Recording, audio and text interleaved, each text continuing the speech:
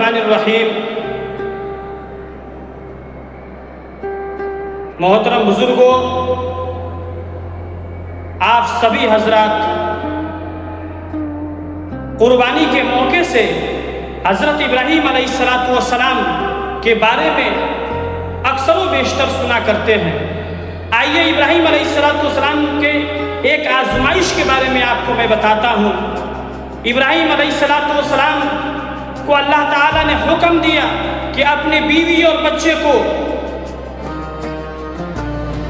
اپنے گھر سے دور ویران اور غیر آباد جگہ پہ چھوڑ آئے۔ چنانچہ ابراہیم علیہ السلام حکم کی تعمیل، حکم کو پورا کرنے کے لیے دن و رات سفر کر کے جاتے ہیں۔ جب اس جگہ پر پہنچتے ہیں جہاں دیکھتے ہیں کہ چاروں طرف چٹیل میدان، چاروں طرف پہاڑ ہی پہاڑ، کوئی نہ انسان موجود ہے، نہ کوئی چرند و پرند موجود ہے۔ ایسے حالات کو دیکھنے کے بعد، ایسے ماحول کو دیکھنے کے بعد ابراہیم علیہ السلام اپنے قدم کو پیچھے نہیں ہٹاتے، بلکہ اللہ کے حکم اور اللہ کے حکم کو پورا کرنے کے لیے ذرا برابر بھی جھجکتے نہیں۔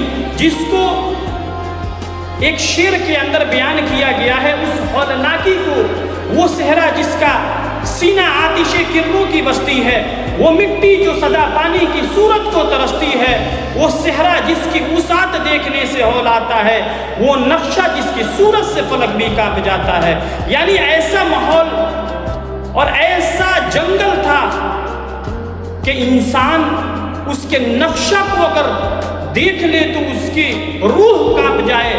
ایسے حالات کے اندر ابراہیم علیہ السلام کو حکم ہوا کہ آپ اپنے بیوی اور بچے کو چھوڑ کر وہاں سے آپ دین کی تبلیغ کے لیے آگے بڑھیں۔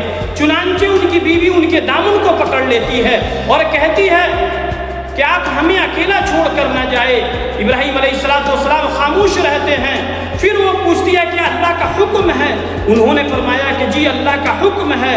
میرے بھائیوں، آپ سوچ سکتے ہیں کہ کتنی عزم اور ہمت اور حوصلے کے ساتھ وہ عورت دامن چھوڑ دی کہ اللہ کا اگر یہی حکم ہے تو وہ ہمیں ضائع نہیں کر سکتا اس بیاباں اور اس ہولناک اور اس خطرناک وادی کے اندر اللہ ہمیں ضائع نہیں کر سکتا۔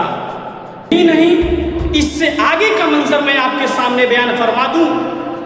جناب حاجرہ بیٹھی تھی اس وادی وحشت میں، وادی وحشت کہتے ہیں ایسے خطرناک وادی جہاں انسان اگر خیالات اور سوچ کے اندر اس وادی کے بارے میں اگر سوچے تو اسے ڈر پیدا ہونے لگے۔ اسی کو شعر کے اندر بیان فرمایا گیا، جناب حاجرہ بیٹھی تھی اس وادی وحشت میں، سنبھالے طفل عالیشا کو آغوش الفت میں، پیار سے اس بچے کو سنبھالی ہوئی تھی۔ یہاں صحرا ہی صحرا تھا، چٹانیں ہی چٹانیں تھی، یہاں جدھر نظر ڈالیے جنگل ہی جنگل دکھائی دیتا تھا، جدھر دیکھیے پہاڑ کے چٹان ہی چٹان نظر آتے تھے۔ جناب حاجرہ ایک بچہ دو ہی جانیں تھی۔ میرے بزرگوں، ایک ننھا معصوم بچہ جسے اسماعیل علیہ السلام کے نام سے جانتے، وہاں دو شخص اس خطرناک وادی کے اندر، اس جنگل کے اندر موجود ہیں۔ نہ دانا تھا، نہ پانی تھا، بھروسہ تھا فقط رب پہ۔ ایک ایسی جگہ، ایک ایسے جنگل جہاں پہ نہ پانی کا دور دور تک نام و نشان تھا، نہ کہیں دور دور تک کھانے کا نام و نشان تھا۔ میرے بھائیوں، آپ تصور کر سکتے کتنی ہولناکی ہوگی۔ نہ دانا تھا، نہ پانی تھا، بھروسہ تھا فقط رب پہ۔ بڑھی جب دھوپ کی گرمی جان آنے لگی لب پہ۔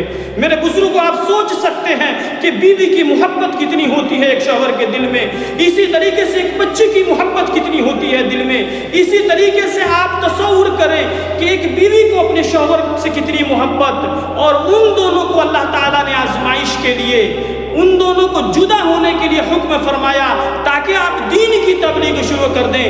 سبق ملتا ہے کہ دین کے کام میں ہمارے ساتھ ہر وقت مشکلات کا سامنا کرنا پڑے گا۔